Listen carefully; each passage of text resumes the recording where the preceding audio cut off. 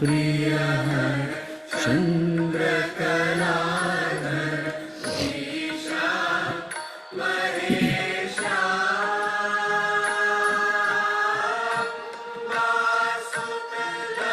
वासुदेवलंबोदर वंदित ईशा महेशा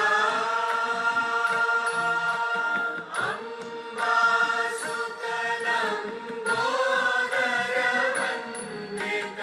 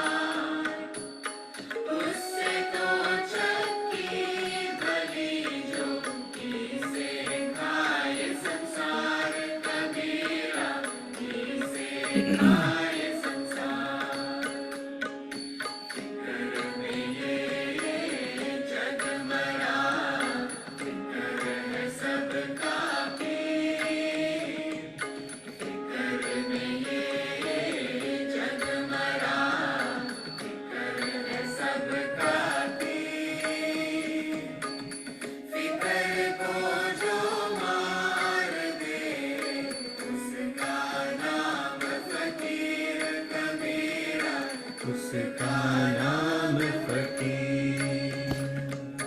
करनी किया तो क्यों किया, किया तो क्यों पछताए। करनी किया तो क्यों किया, किया तो क्यों पछताए।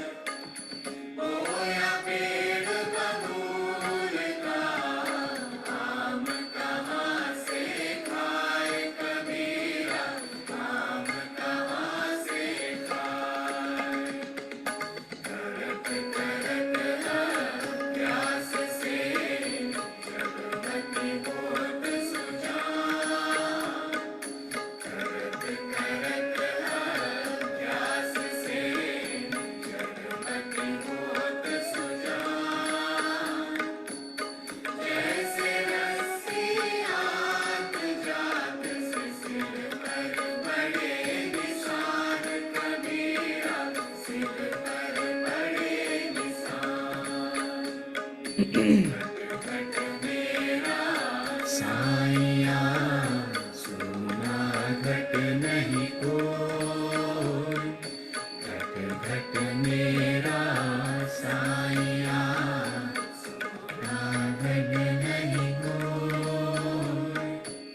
बलिहारी घाट की, जा घट पर घट होए कबीरा, जा घट पर घट होए। कबीरा मन निर्मल भयो, जैसे गंगा नीर। कबीरा मन निर्मल भयो, जैसे गंगा नीर। पीछे पीछे हरि फिरे, कहत कबीर कबीर कबीरा, कहत Kabir Kabir.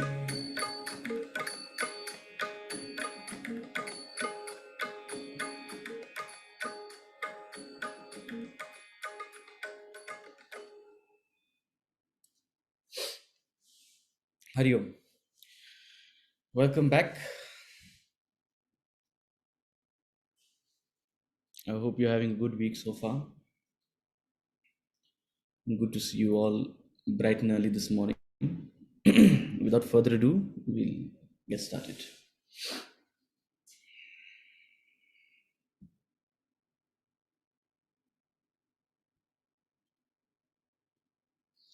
Yeah, you can now unmute yourselves if you like.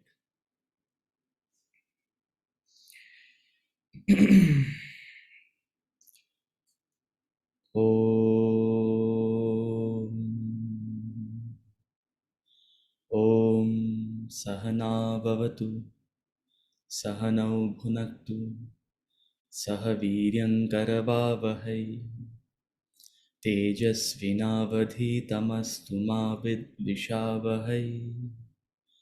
Om Shanti Shanti Shanti.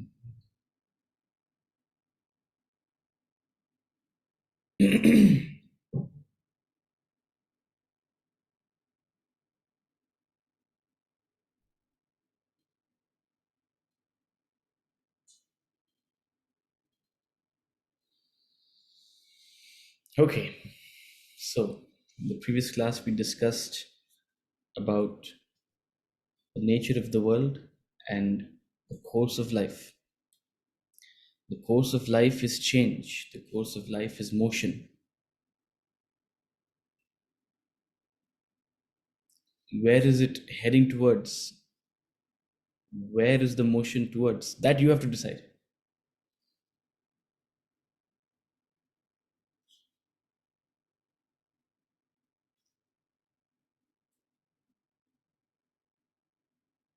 But you cannot remain static. You cannot remain still. You cannot remain inactive.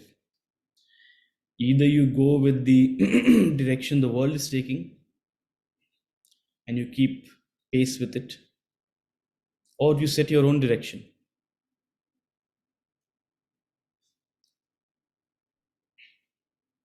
Those who are materially successful keep track with the change of the world. Those who are materially successful keep track with the changes in the world, keep track with the change, the course of the world.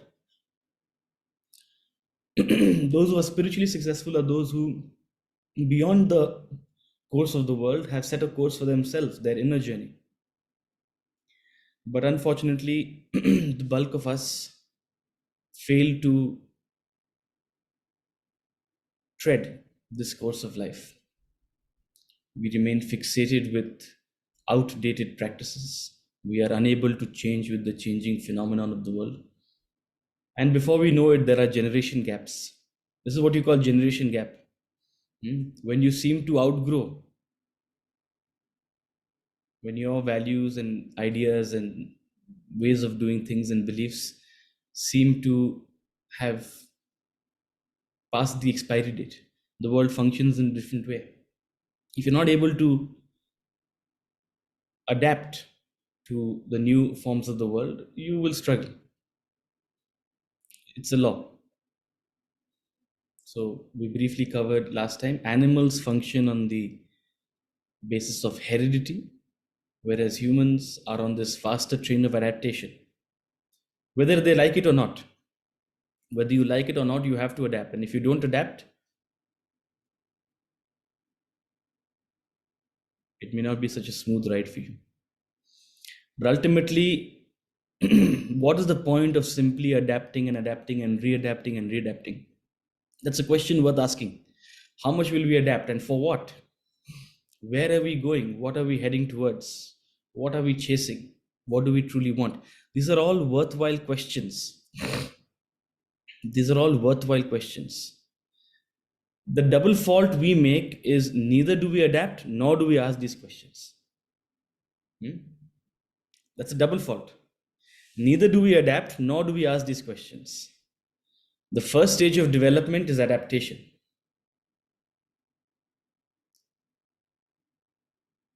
Adjust to the ways of the world. Be willing to learn and relearn. Be willing to reinvent yourself. Be willing to question yourself and change the ways in which you look at things. That capacity to refresh. It's called hit refresh. As last time I used the example of Satya Nadella. I don't know if it was this class or my other class. Satya Nadella is the CEO of Microsoft, and his book is called Hit Refresh. Quite apt, because there he talks about the capacity to look at things anew. He talks extensively about that spirit of learning and unlearning and relearning. So you have to have that spirit of adaptation. And the next question, the spiritual question to ask is, for what? Do I simply have to keep unlearning and relearning? Where is this going? What is ultimately my goal? So you have to ask both these questions. The double fault we make is we do neither of these things. Neither do we adapt, let alone the next step of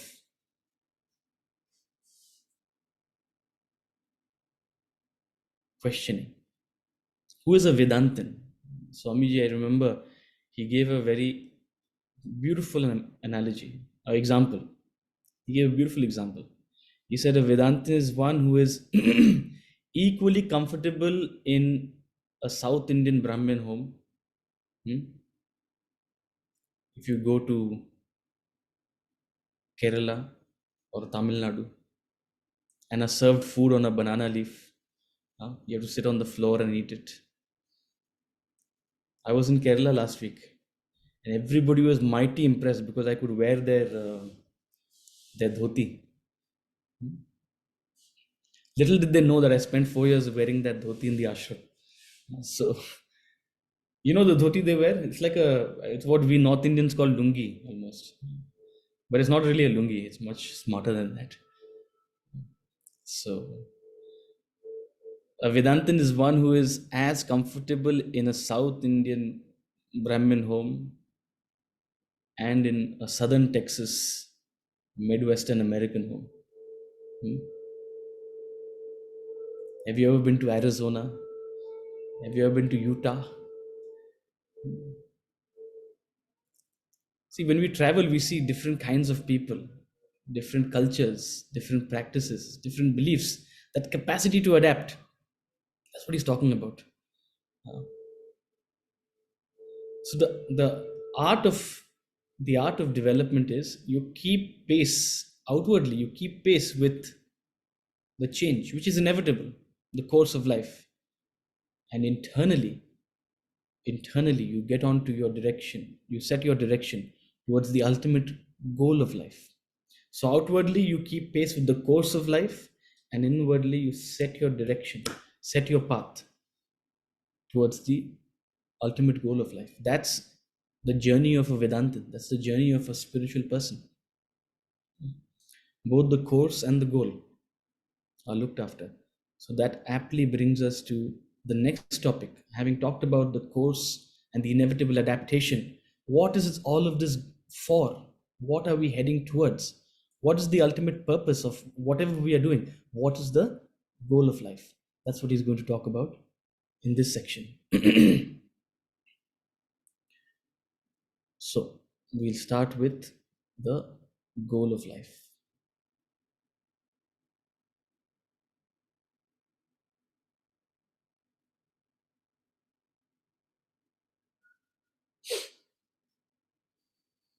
Goal of life. The true course of life leads to happiness. The terminus of life is infinite happiness. You can never rest content until you reach that state of infinite bliss. Bliss lies in your inner self. You must dwell deep into your personality, layers, and discover the self within. Even as you progress on the path of self-realization, you gain commensurate freedom, peace, and happiness. It is the truth. Let the world know the secret of right living, and people evolve by instilling this truth in their lives. The real source of happiness lies within. Yet people clamor for the outward glamour of the world. Outward splendor and grandeur have no joy inherent in them. The wealth of the world cannot give you happiness. Nations the world over are chasing riches with the hope of finding happiness. And human efforts whirl around acquiring, hoarding, indulging in material wealth. What a colossal blunder. See, everybody knows that in the spiritual texts across the board, across different religions, they talk about this concept. There's no happiness in the world. There's no happiness in the world. There's no happiness in the world. But nobody understands why. Why do they say this? Everybody is well versed with this concept, this idea, but nobody dwells into the details of it. On what basis is Vedanta saying this? That there's no real source of happiness. There's no happiness in the world. What does he mean by saying outward splendor and grandeur have no joy inherent in them? This is contrary to your experience. Huh? Isn't this contrary to your experience? Tomorrow someone is celebrating their 50th anniversary and you'll throw a big party and it'll be so much fun, won't it be? I'm telling you, it'll be fun. Invite me to your party. I'll be the life of your party and we'll have a great time. So, isn't that outward splendor? Whenever it's an occasion, let's look at a five-star hotel. Let's have a nice grand meal. It's grandeur. Going for a family vacation, let's find a beautiful villa by the beach. Isn't it grandeur? And yet he says outward splendor and grandeur have no joy inherent in them. So what is this contradiction? Because it's contrary to our experience and we constantly seek this outward splendor and this grandeur. And we experience joy out of it, no doubt. We eat very delicious food, we experience joy. We see something beautiful, we experience the joy. What does that mean? Why is this? What is he trying to say? Yet he says, the wealth of the world cannot give you happiness. So it's a question worth asking, because every religion says it, but none of the followers of religion know why they say it. This text is first a question. Don't take anything it says for granted. It wants you to question it. So here's a concept I'm going to introduce you to, the concept of happiness. What is happiness? Some of you may have heard this before. There's no harm in having a revision. What is happiness? And learn this today. The happiness you experience, the happiness I experience, the happiness anyone experiences. Happiness is a cessation of mental agitation. Confusing word, cessation.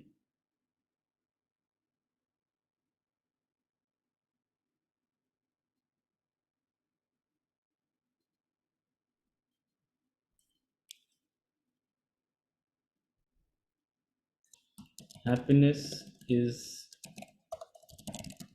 cessation of mental agitation.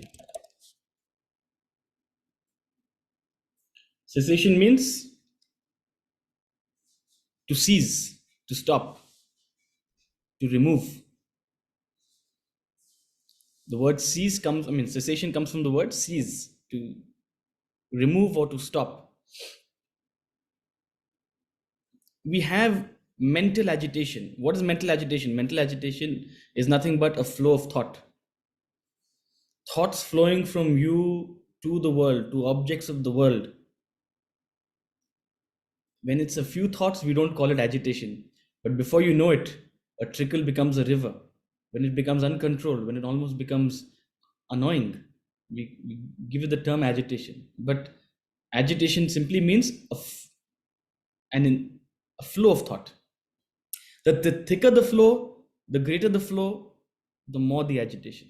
The lesser the flow, the less the agitation.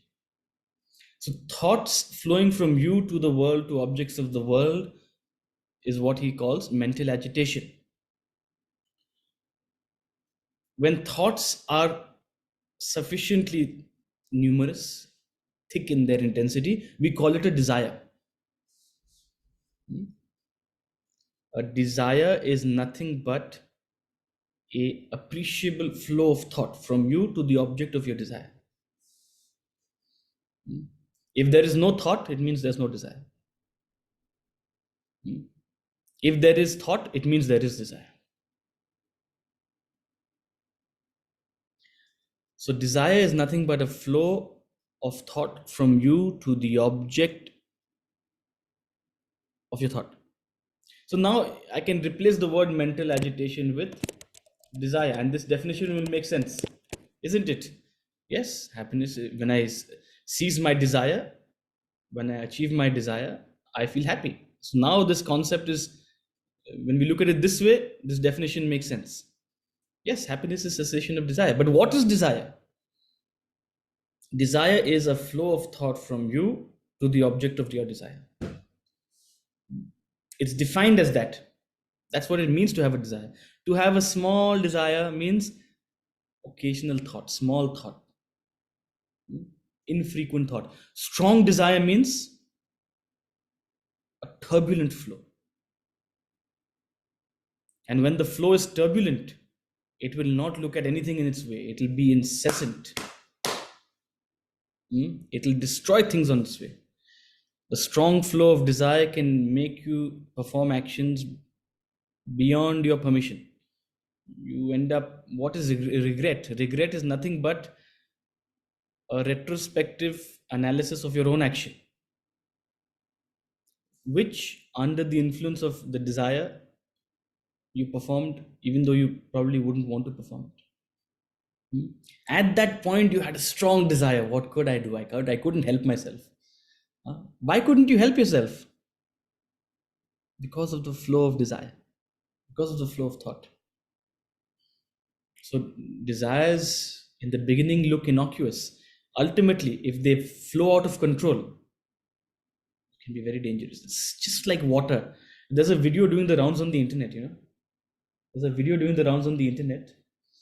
I think in Florida, there is like a strait. You know what a strait is? Strait, strait. Like the Strait of Gibraltar. It's like a small piece of land in between two water bodies. Uh, a small piece of land in between two huge water bodies, two like oceanic water bodies. It's a strait. So what this man does is there's a video. He's enjoying a day in the beach, um, in the strait, and he goes and digs a trench connecting the two water bodies. Try to picture this. There's two water bodies and there's a thin strip of land in between. And what do? I dig a small trench. So what happens? Water starts flowing from one water body to the other. Whichever water body is higher, water starts flowing from there to the other. Try to imagine this. Two water bodies, one small strip of land. You dig. So water starts flowing from one to the other. In the beginning, it's a trickle. The video shows it. In the beginning, it's a trickle. Within 2 hours, everyone has to be evacuated from that place because that same trickle, now water is gushing from one to the other. That's desire. In the beginning, it's a trickle, but if you don't regulate it, if you don't have awareness of it, you don't know before long it'll consume you. It'll completely overtake your personality. We are all nothing but a bundle of desires. If I have to do an X-ray of each one of us, only if X-rays, instead of showing bones, they show desires. We're all a bundle of desires. And we're all reasonably happy and sitting here right now peacefully because a majority of our desires are looked after. That's about it. If we have 10 desires, maybe 6 or 7 are looked after. And the other 3 are not those that pressing. Those 3-4 desires which are not looked after, they're not that pressing. That's the reason we are sitting calmly and enjoying this class. If you flip the equation, if only 3-4 desires are fulfilled and 6 are unfulfilled, are unaddressed, we'll be very fidgety. Or if there is 1 or 2 very strong desires which are essentially a source of our worry and stress and agitation, we'll not be sitting calmly out here. So, where does this desire come from? The desire for any object comes from you.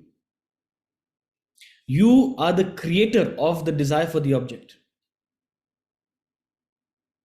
You pitch up a desire for an object. Now, why that? Some people have a desire for something, some other people have desires for other things. Everybody has unique desires. Why? Because of our past. Whatever we have cultivated in our past, we have brought with us to the present. Our present desires are as a result of our past actions. Past actions, past choices have led to our present personality. Present actions, present choices will lead to our future personality. But why we have what desires we have today is because of our past actions. And that's why different people have different desires.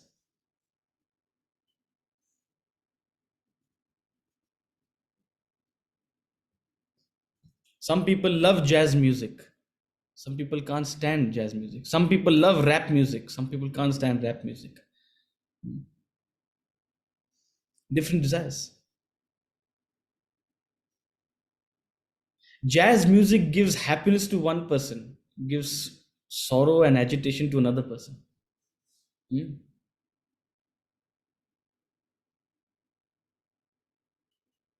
So you pitch up the desires. You are the source of the desire. The desire doesn't lie in the object per se.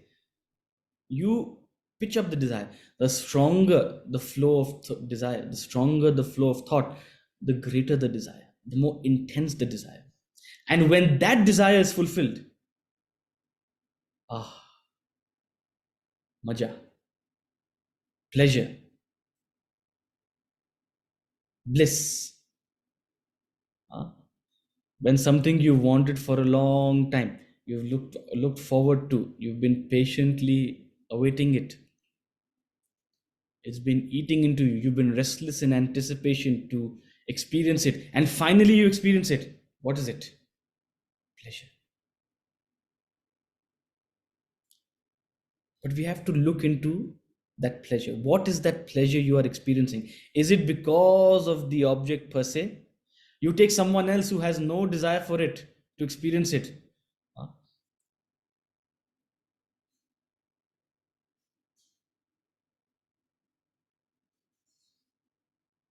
It's like me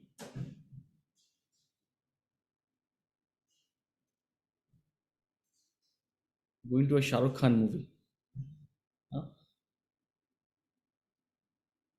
So much pleasure and bliss in in the eyes of my wife.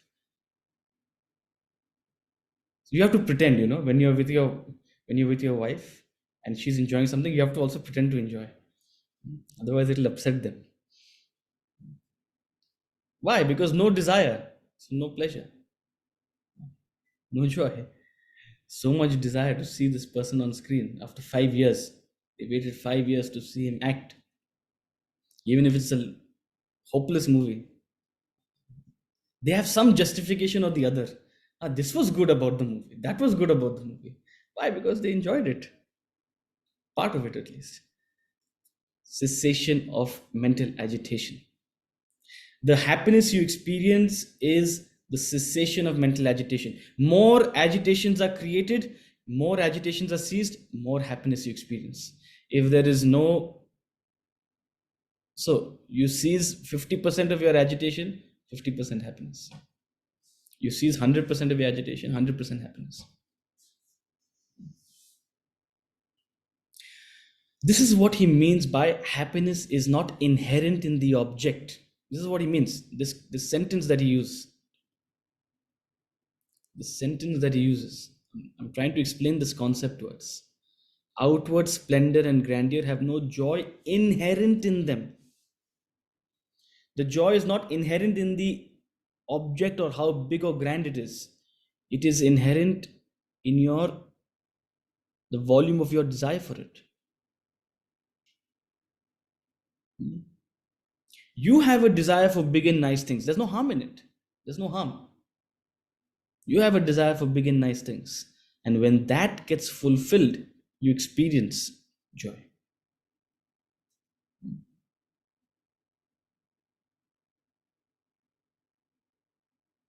When you were a child, you had a desire for toys. When you got toys, excitement, irresistible excitement. Huh? I still remember when I was a child,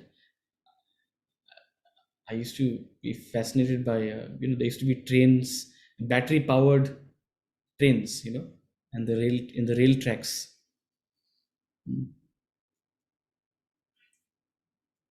If someone gifted me that, I would worship them. Mm. As a child, you fulfill a desire. You feel like you've achieved anandam, paramanandam. The same toy given to you today, will it bring you any joy? Why? No desire. No desire.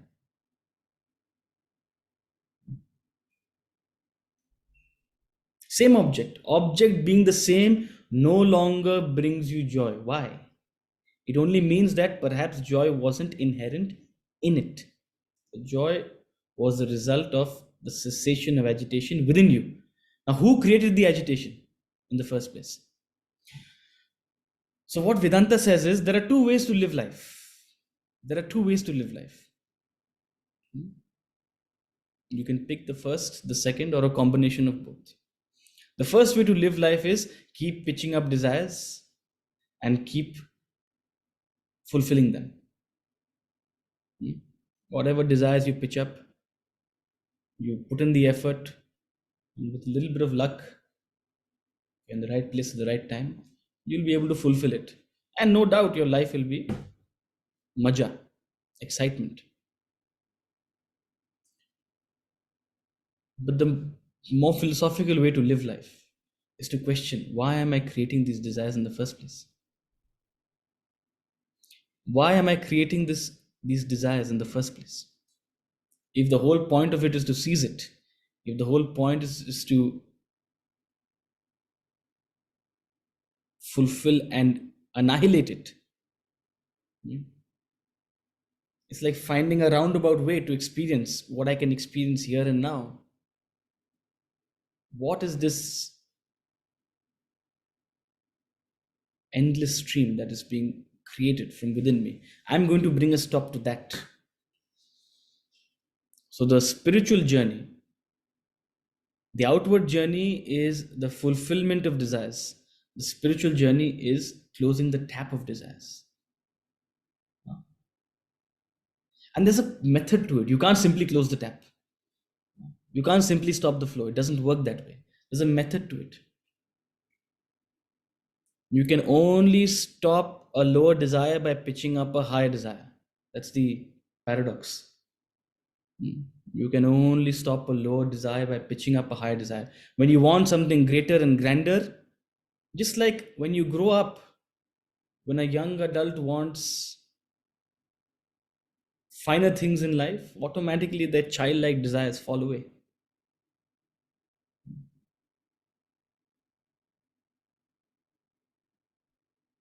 So the spiritual journey is not so much about getting rid of desires. It's about pitching up, it's about picking up a higher desire. A higher desire is better in quality and lesser in quantity. Hmm? A higher desire is one that is better in quality, lesser in quantity. Lesser in quantity means there's not n number of things, there's just one or two things that you're focused on. Better in quality means the happiness you derive from it is subtler, it's more pervasive, it lasts for a longer time, it's more permanent. So, pitching up a higher desire, you rise above lower desires. And when your number of desires, as a result of this progress, as a result of this approach, when the number of desires reduce, automatically you're in a realm of happiness. Why? Because right now you have 100 desires and 60 are fulfilled. You still have 40 desires unfulfilled, and you're rushing, hurrying, worrying, stressed about it. The same person reduces that number of desires from 10, 100 to 10. You reduce your desires from 100 to 10, and maybe only 6 are fulfilled. Still, you only have 4 desires which are bothering you. So, the kind of agitation you experience, the kind of disturbance you experience is far, far lesser. You've simplified your life. You've simplified your life. But coming back to the point, this is what we meant by outward splendor and grandeur have no joy inherent in them. The wealth of the world cannot give you happiness. Cannot give you happiness. Because it's not, that happiness is not in the world. The only problem with desires is no sooner you fulfill one desire, 5 more spring forth. 5 more spring forth. It's like a tap gushing. It's like a tap gushing. At some point, you have to stop. At some point, you have to take a step back and ask, what is all of this for? Where am I going with all of this? You may ask it today, here's an opportunity.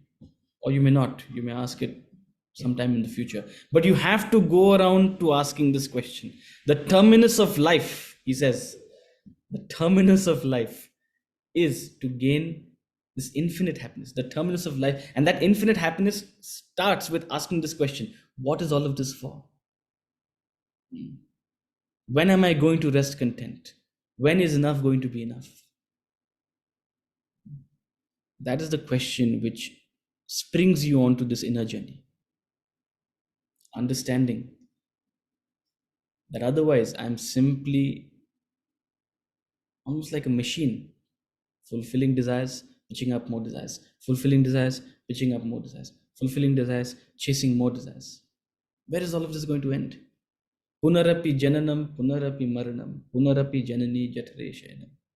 Again birth, again death, again birth, again death. You're born, you grow up, you live life, you face challenges, you face disease, you die.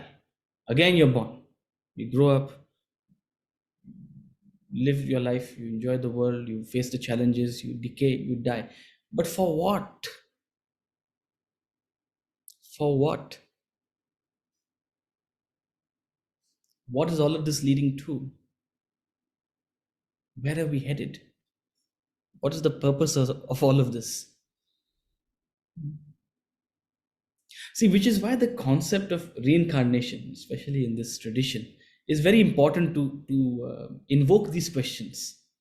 The concept of reincarnation makes us curious. Have you been here before? In this similar situation, in this similar circumstance? Have you done the same things? Tried to pursue the same desires? Yes, maybe in a different form. No doubt the world has changed. My past incarnations, maybe I was in a different attire, different place, but the same kinds of thoughts and pursuits. The same wealth, name, fame, power, position, status, family, enjoyment, experiences. The same things that people were pursuing thousands of years ago. The same things continue to be pursued by us today. Nations the world over are chasing these riches for generations and generations. And we are blindly following this process of acquiring, hoarding, enjoying, indulging. But for what? What's the purpose? Now, we're not saying it's wrong. This is, again, I keep coming back to this. This is not a moral science. We're not saying it's wrong. It's not about right or wrong. At what point will you step back and question? For what? Where is this taking me? First of all, where do I want to go? Where do I want to go? It's a slightly disconcerting question. If you ask me, it's a very disconcerting question.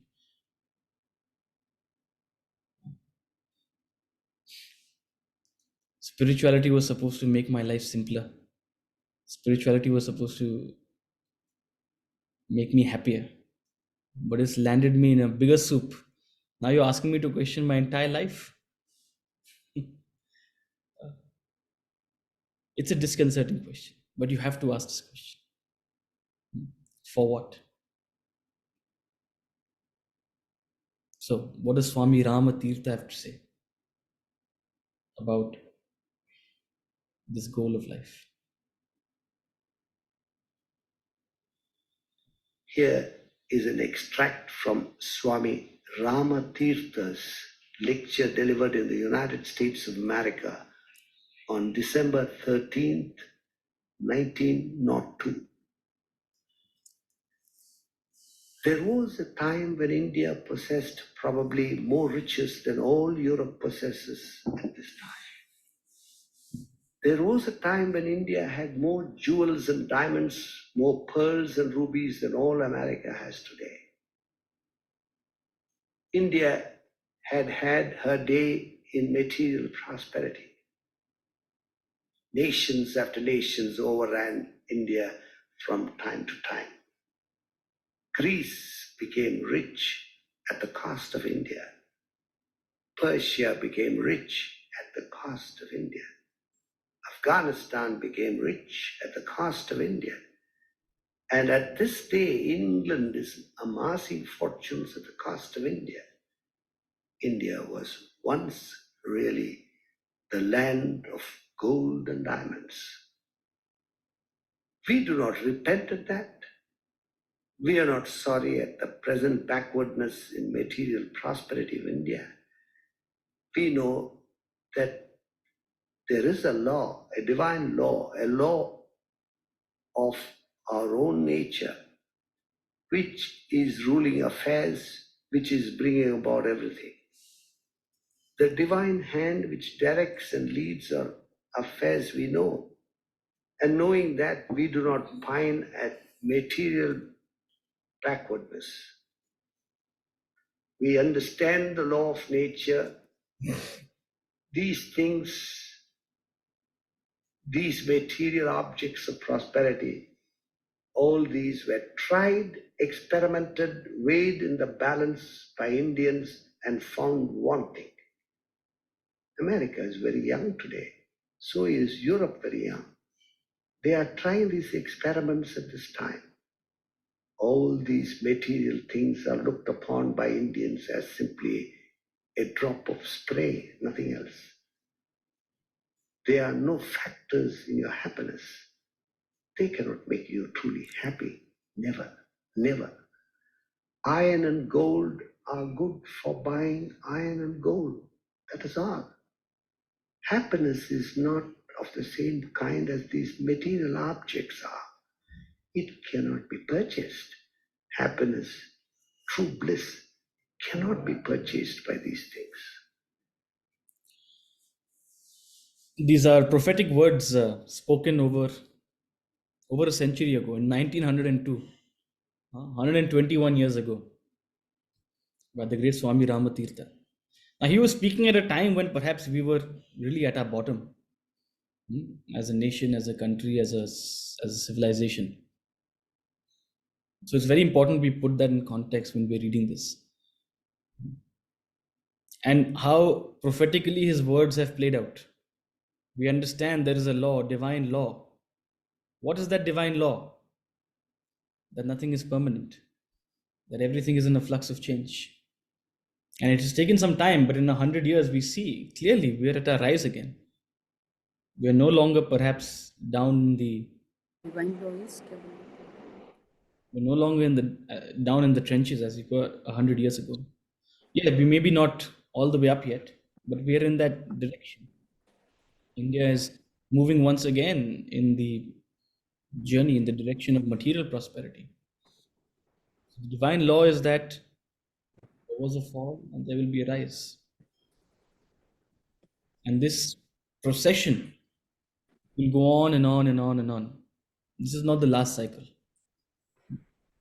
See, what's remarkable is even though not everybody may have read the scriptures, but there almost seems to be a spiritual DNA in this country. It's remarkable that we've stuck together as a single nation. And the more you read, if you're interested in history, and the more you read about our history, especially the instability during our colonization, the instability during our partition and post-partition, the kind of politics and dirty politics that has played around in the nation. It's a remarkable feat that we are still one nation, we're still one country. How people have survived through material poverty for hundreds of years is, it must be in their culture to be enduring. It must be in their culture to not break out. Otherwise, you've seen it in empires over empires. Why have empires fallen? Why have cultures fallen? There is material backwardness and then there is civil war. If you read history, this doesn't require spirituality. This is not philosophy. This is history. In history, any empire has its rise and fall linked to material backwardness. You deprive the people, you create a struggle, you create a strife, there's civil war.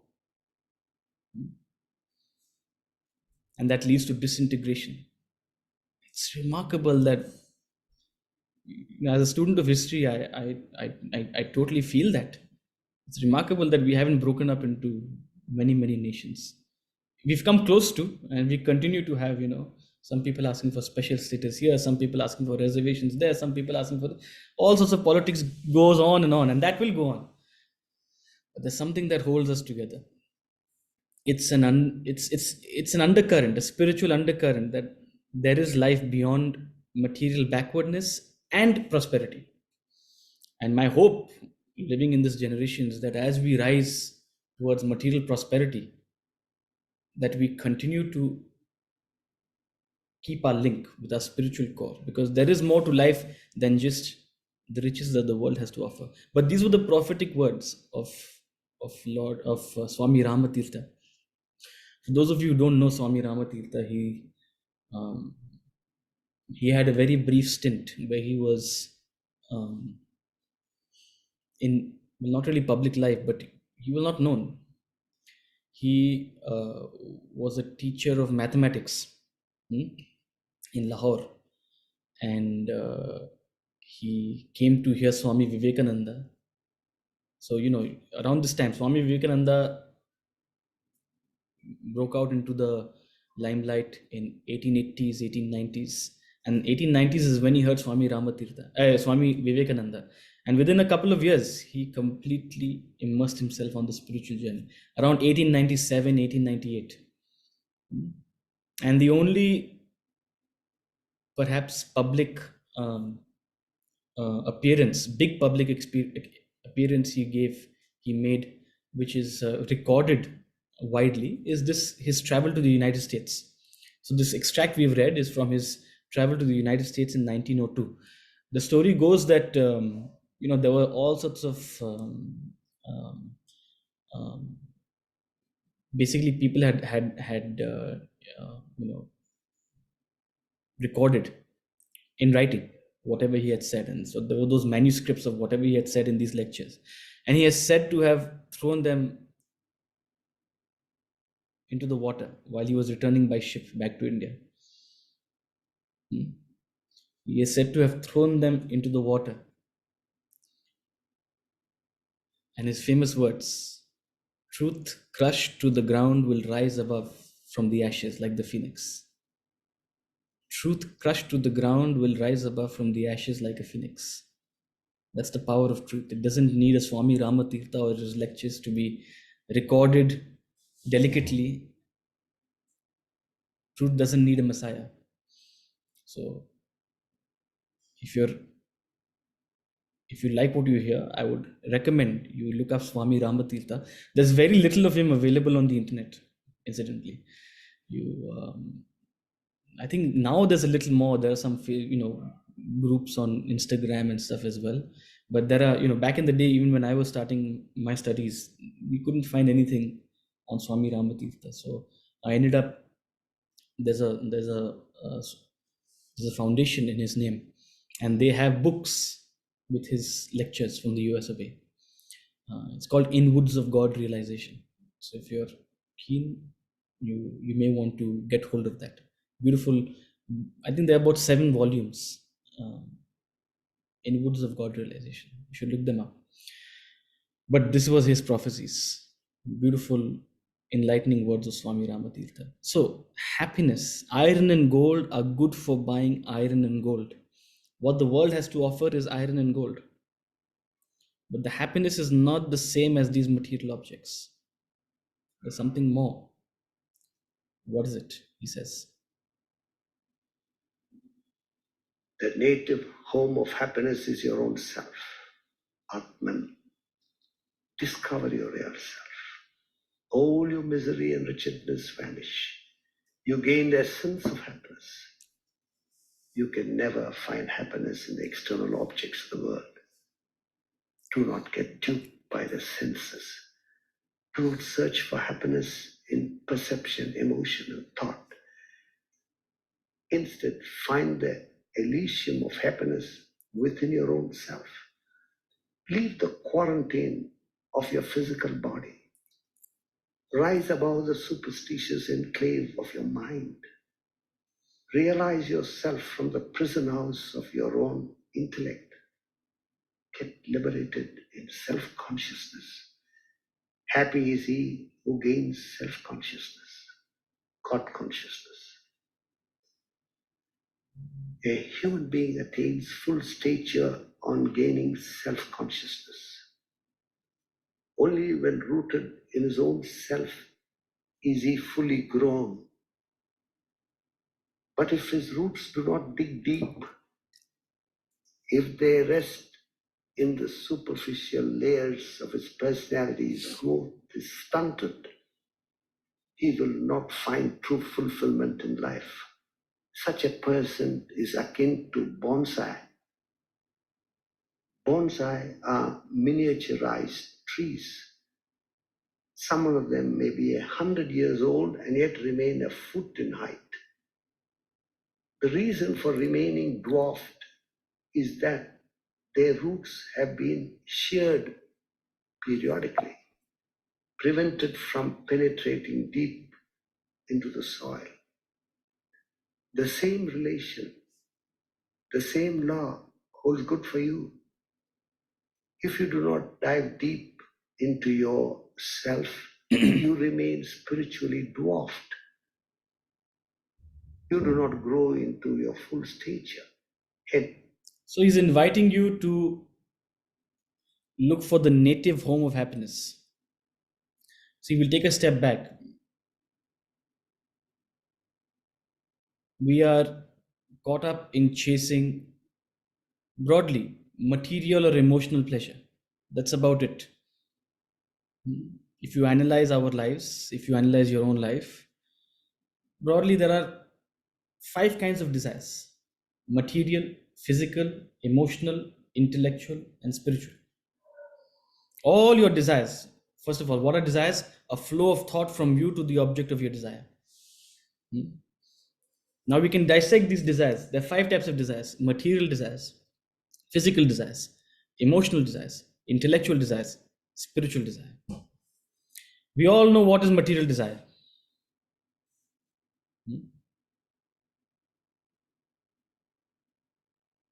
And we all have experienced greed,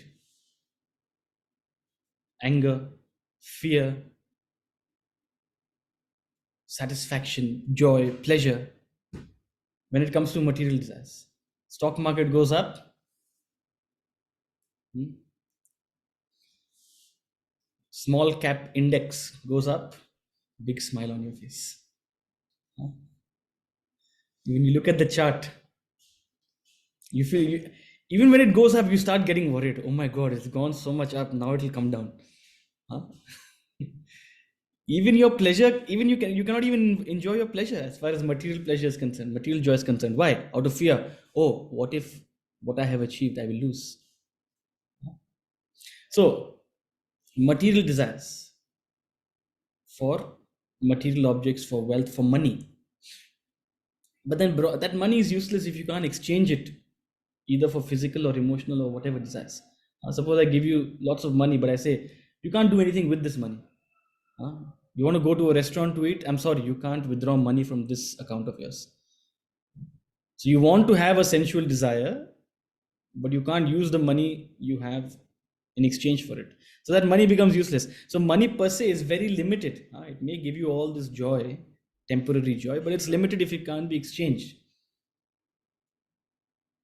It's useless if it can't be exchanged for the next level, which is physical pleasure, physical desires.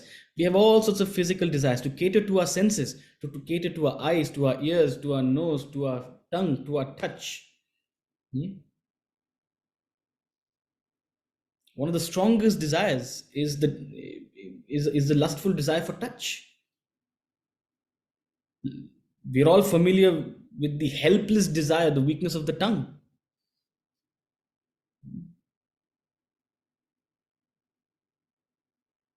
We spend so much time, money, energy on catering to our eyes and our ears and our nose.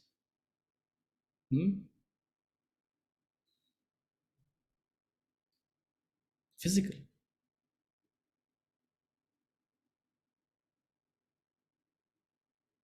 Beyond physical desires are desires catering to our emotions, our feelings. Our relationships are the avenue of our emotional desires. We seek emotional fulfillment through partnership, companionship, motherhood, parenthood, friendship.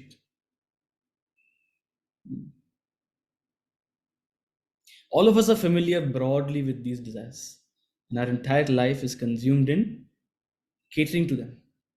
Very few people pick up an intellectual desire. Very few people. And if India didn't land on the moon, we wouldn't even know what is ISRO. Half of us wouldn't know what is ISRO.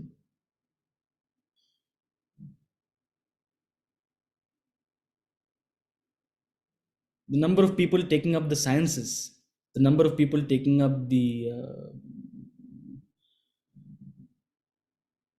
any subtle field. See, even the subtler fields, only when they become commercialized do people rush to it. Huh? Uh, now is my time to boast. I'm a student of pure mathematics. How many people took pure mathematics versus those who took applied mathematics? Many more. So even an intellectual field has to develop a material benefit. Otherwise, there are very few takers. So far, few people have a purely intellectual desire, much lesser. But the pleasure of intellectual desires is far greater than material, physical, emotional. And almost nobody has a spiritual desire. You may ask, "Arey, we are here, we all have a spiritual desire. Why are you here? Why are you here?" So, question worth asking. What are you seeking? In chapter 5, is it? Of the Bhagavad Gita. I think chapter 5 or 6, chapter 6 of the Bhagavad Gita. He says, there are four kinds of people who come to me. There are four kinds of people who come to me: the Artha, the Artharthi, the Jignasu, and the Jnani. There are four types of people who come to me. There are four types of people who seek spiritual knowledge or solace. The first three kinds are the Artharthis, the Arthas, and the Jigyasus. Those who are seeking for some kind of material pleasure or material success. Those who are looking for some kind of emotional solace or solution to some emotional problems. And those who are looking for Jigyasa, satisfying their curiosity. The fourth is the Jnani, one who wants to realize the truth, one who is completely dedicated to this journey. And if we are honest to ourselves, we have all four in us. We have all four in us. But the proportion of that Jnani is very small. The proportion of that Jnani is very small. So very few people have a spiritual desire.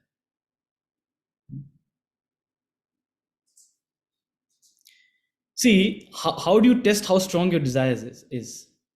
You test it by seeing how far you're willing to go to gain it. You test it by how far you are willing to go to gain it. What are you willing to sacrifice to gain it? If you're not willing to sacrifice much, it means the desire is not that strong. For your child, how far are you willing to sacrifice? You're willing to sacrifice everything. Why? Because that emotional desire is very, very strong. It's not a good or it's a good thing. If you have a child, it's very good for that emotional bond to be very, very strong. You should have that willingness to sacrifice. Here we are testing how strong a desire is. And suppose we say, yes, to gain knowledge, you have to spend 3 years in the ashram. 3 years? Okay, forget it. 3 weeks. 3 weeks.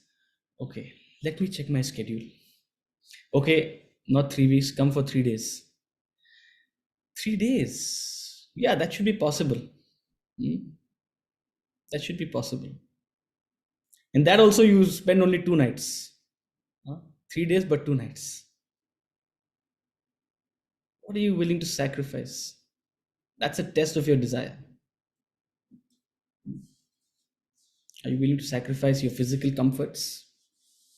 I want to come, but I don't know if it'll be a comfortable place. I'm not used to ashram. It'd be very simple. Are you willing to sacrifice that?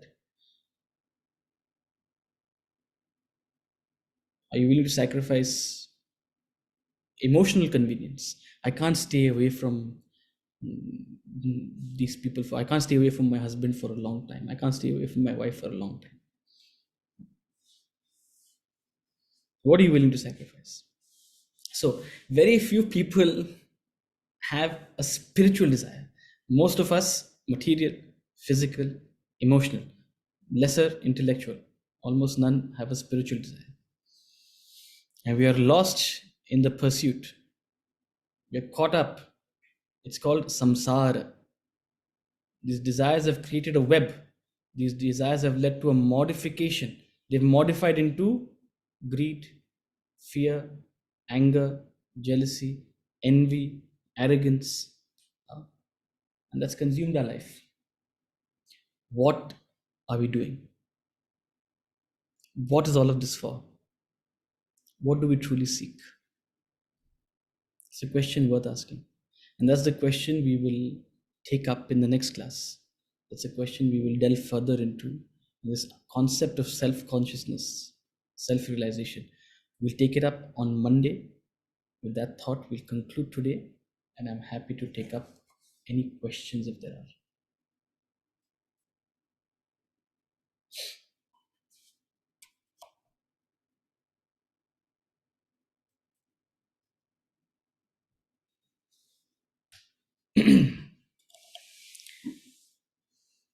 Uditi, I am very much obliged to you for giving such a very good clarity.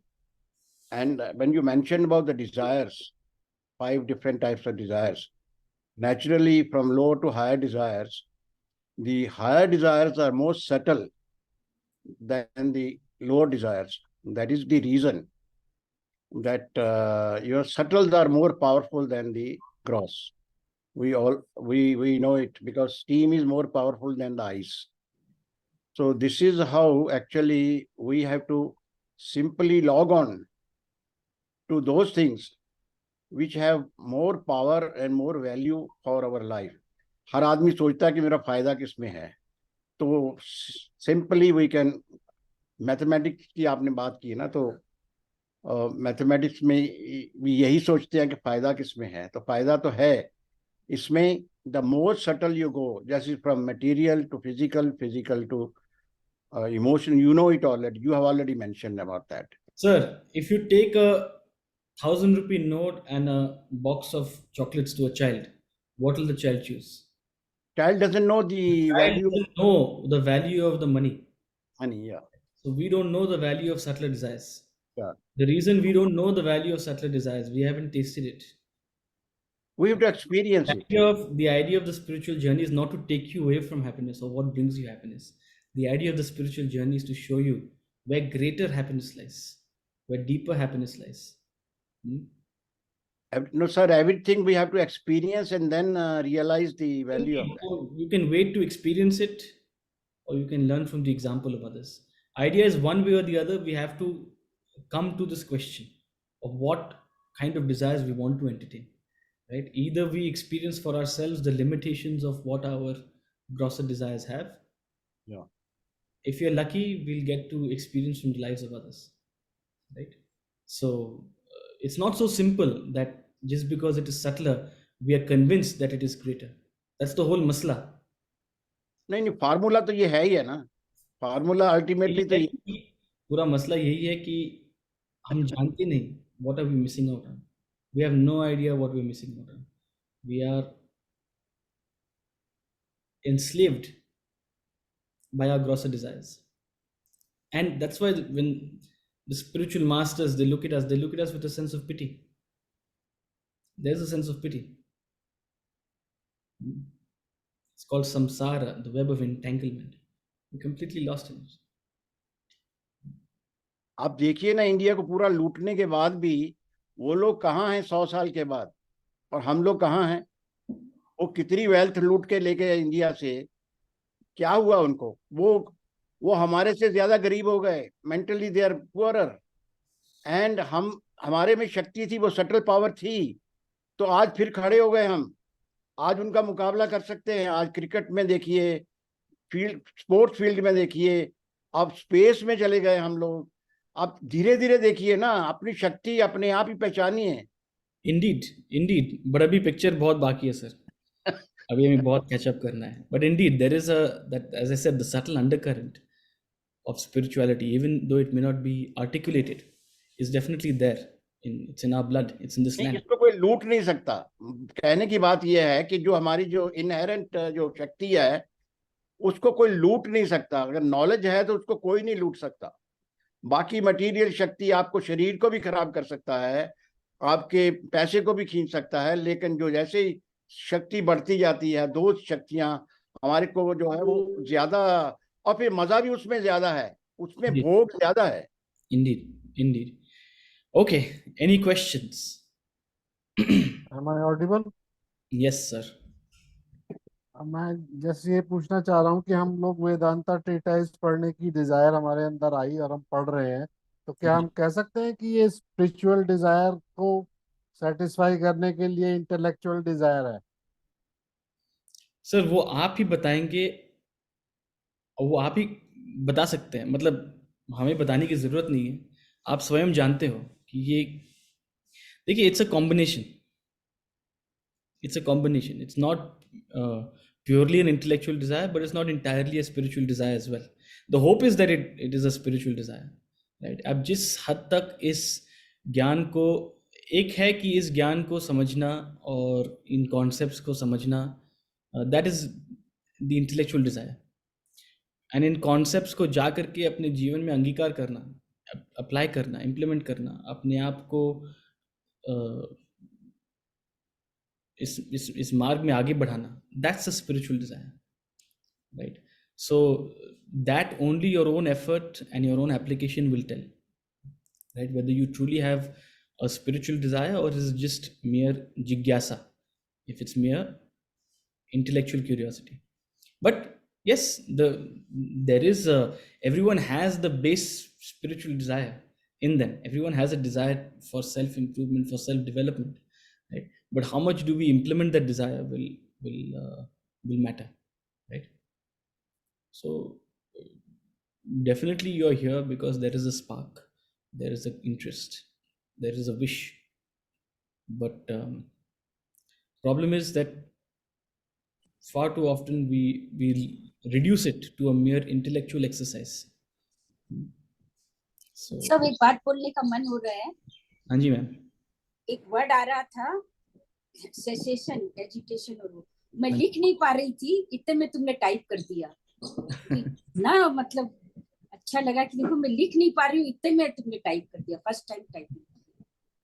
because मैंने भी पहले पढ़ा था ये अच्छा लगता है, समझ नहीं आ रहा क्या था। बताएं, हाँ, क्या cessation. So I'm सुना glad. नहीं था एक वर्ड, Mhm. बहुत Any खुश further- है। Any further questions?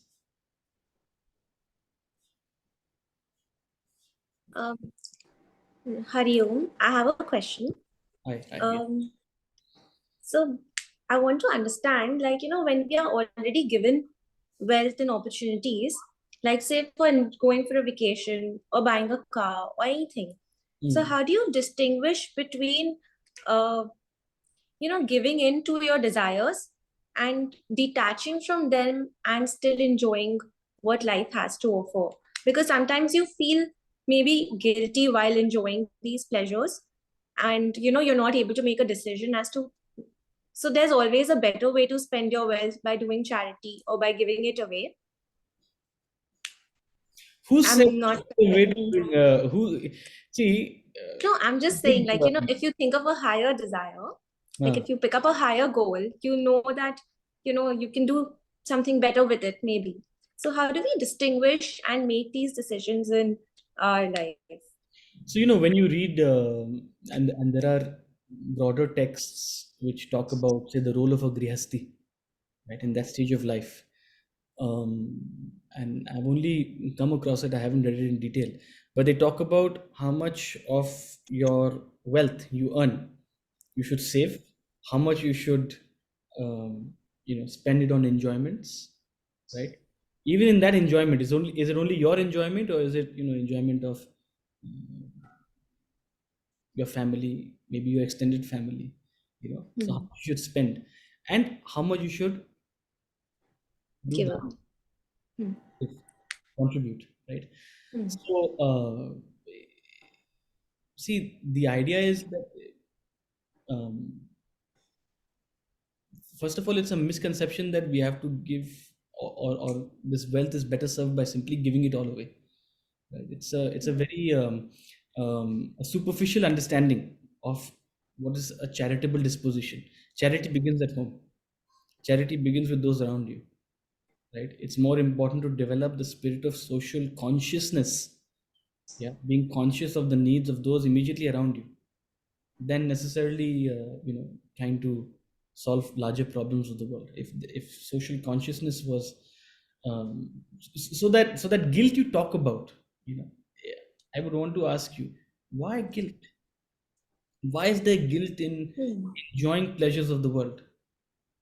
Yeah, more so like an uh, an inability. I mean, when you're thinking of, say, indulging in your desires, like say you're gonna buy a car and you think you have a desire for a specific car or something, but you know that your car, your need to transport your, like, requirement can be met through something of a lower value also. There are lots of choices in all of this.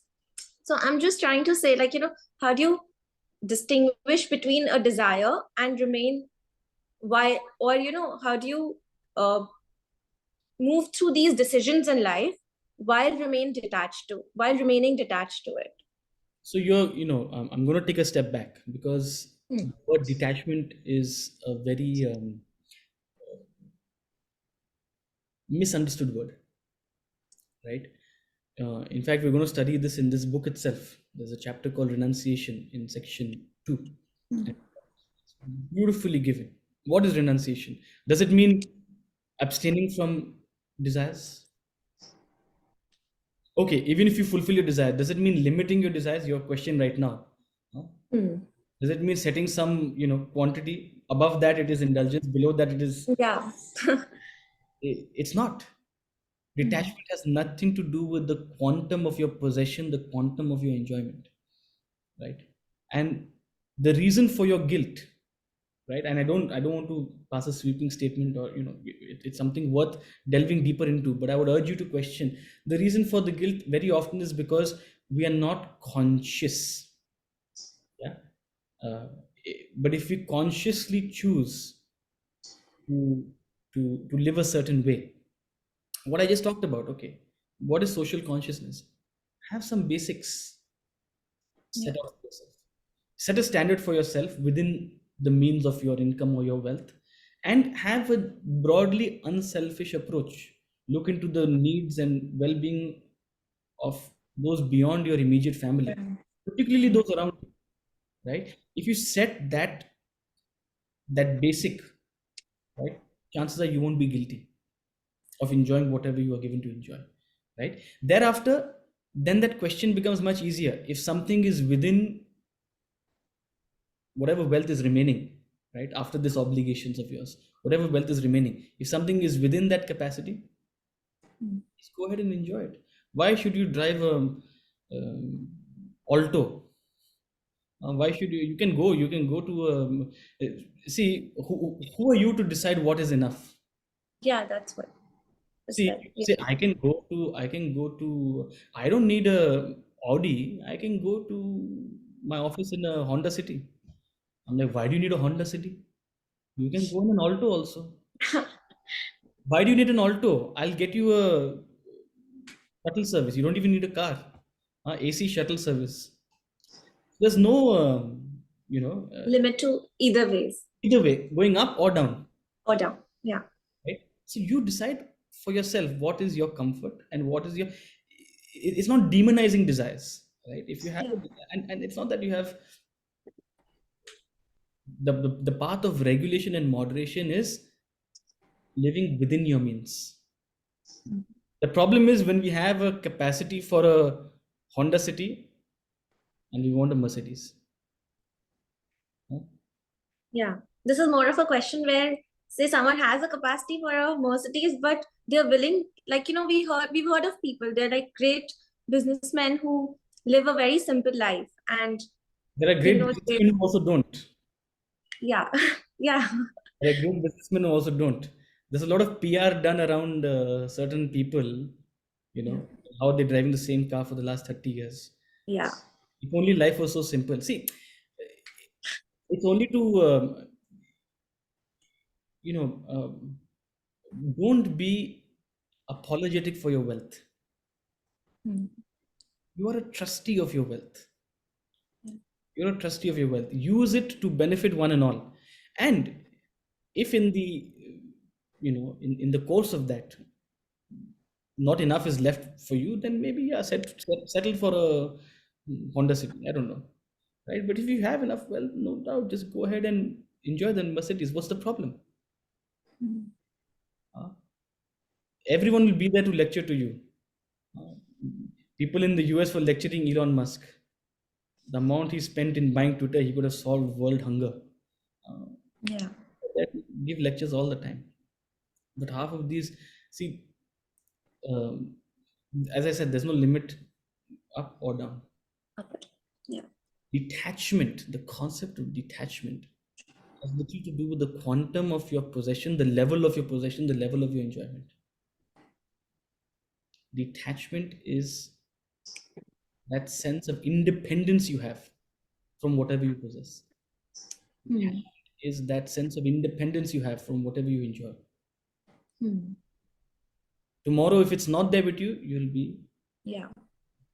nothing will You're change. still the same. Yeah. Tomorrow, if you have to travel by bus on a day, suppose your car is spoiled, or travel by taxi, okay, big deal. That's detachment, right? So, uh, um, don't fall into a guilt. Rather, take a step back and question: Are you? Do you have a charitable disposition? You should have a charitable disposition, which means look for the well-being of one and all those around you. You don't have to necessarily go around and change the world. I mean, if that's your calling, please do it, right? But that's not. You have to be socially conscious, and once you're reasonably unselfish in your approach, right? And unselfish not just materially, unselfish physically. Are you willing to support others? Physical support, emotionally. Are you kind and supportive to others? Intellectually, are you willing to share knowledge and resolve others' problems intellectually? That charitable disposition. When you develop a charitable disposition, you won't be guilty of the wealth you have. Right? So most often, most of us, which doesn't mean that you're not charitable. You just haven't thought through it entirely. Hmm. You haven't set that standard. Uh, so that's why you feel, oh, maybe I'm not doing enough, or maybe I should be, but if there is a desire for something, it's within your means. Yeah. Your means after your charitable disposition. There's no harm in it. There's no guilt. Don't feel guilty. Yeah. That's a lot of clarity. I mean, you have those thoughts, but you're not sure if they're going in the right direction. So that really helped. Thank you. Udharji, I have one thing to ask, if excuse me. You have used the word that cessation of mental agitation qualify for happiness. Cessation means end of mental agitation. But meditate, I think a better word for cessation is cessation. If you satisfy your mental agitation, that means अगर आप एक खाने के लिए आपको बहुत craze है, खा लिया, खाने के बाद आपका मन ऊब जाता है. जब ऊब जाता है तो सीजेशन नहीं होती, वो अपने आप ही छूट जाता है. सीजन जो तो अपने आप ही हो जाता है. तो सेसिएशन जो है वो ज्यादा पावरफुल है कि हम कई चीजों को, नहीं तो क्या होता है कि माइंड में वो वृत्ति बनी रहती है, वो हिडन डिजायर रहती हैं, वो बीज बने रहते हैं, वो किसी वक्त उभर के आते हैं और दुखी करते हैं. तो मेरा कहने का मतलब ये है कि instead of cessation, you have used the word of mental agitation is happiness, I think satiation, it will kill the entire the desire factor completely of a particular object. I mean to say that. How do you react to this? Omji, perhaps the concept of cessation wasn't sufficiently explained. Now, cessation can also happen in two ways, right?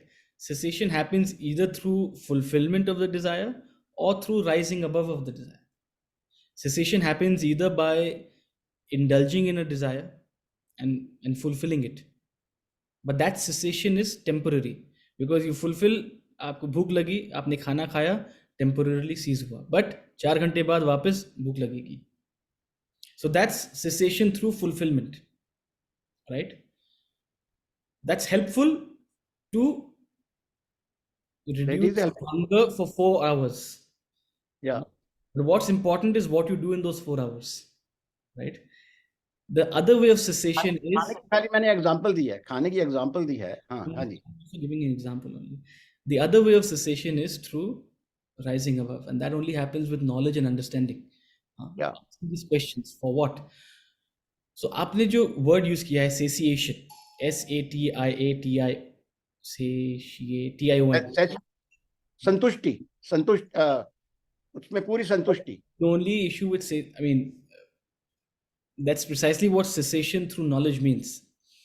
But satiation cannot be achieved through experience. That's the only issue.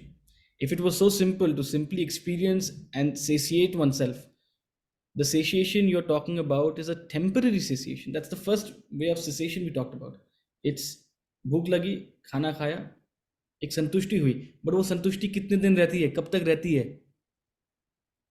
So the only way to truly satiate or even cease for that matter is jnanam, knowledge, understanding why. हम क्यों इसके पीछे भाग रहे हैं, हम क्या चाहते हैं, ये सब पूछने से, इस मार्ग में चलने से शायद कुछ enlightenment आएगी. That maybe you'll choose a different path for yourself, right? So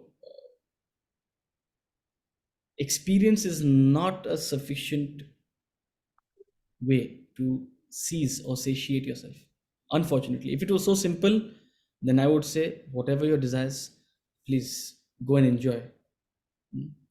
How much money do you need to fulfill your desires? $1 million. Take $1 million. Please enjoy. If after that you're done, satiated, great. But it's not so simple. It's not so simple, unfortunately.